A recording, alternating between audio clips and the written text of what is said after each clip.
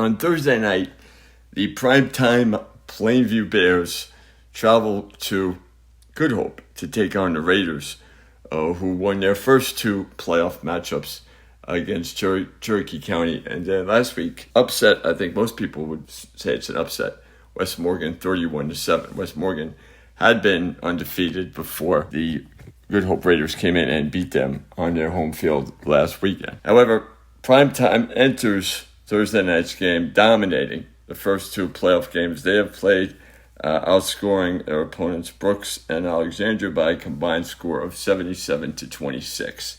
And in that, they have been especially dominating on the ground. Owen Hope has a combined 448 yards in the first two playoff games, including 7 touchdown runs.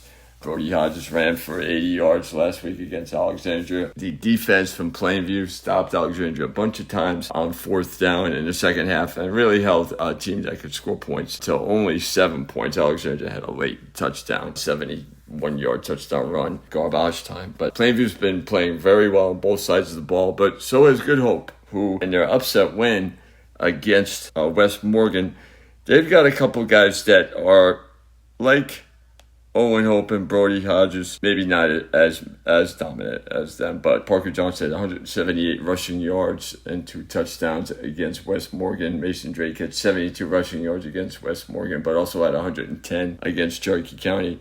And Carter Rutherford is a pretty good wide receiver for them. He had 10 catches for 130 yards against Cherokee County, and against West Morgan, he was part of a defense that had 3 interceptions, and he returned 140 yards for a touchdown in the upset win.